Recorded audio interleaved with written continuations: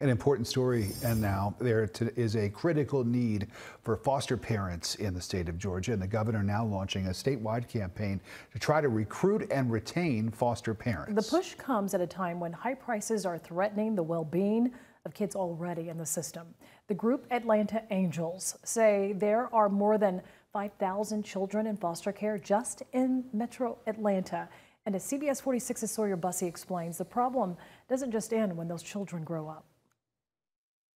Thank you for caring for our family. These thank you cards were written by children in the foster care system in Georgia. Thank you for my shoes and school supplies. One day these kids will grow up and start navigating the world, a world that can be full of barriers, especially for the kids who wrote these letters. People who spend time in foster care have higher rates of unemployment, poverty.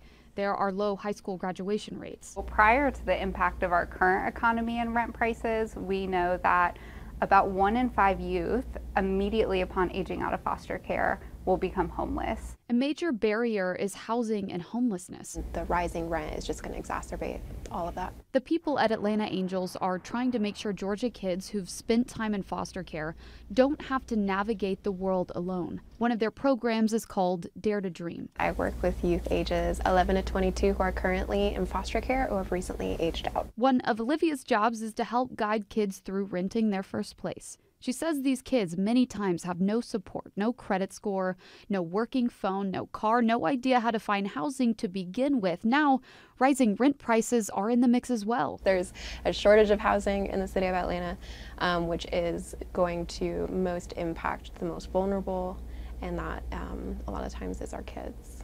Atlanta Angels provide support for foster kids and parents. I'm hopeful that this will change over time, despite what's happening economically, that as we can support them to graduate from high school and go on to college and have mentors and support, we'll see very different outcomes.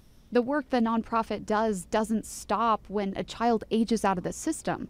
This is a family, and they're not going anywhere. Sawyer Bussey, CBS 46 News. Metro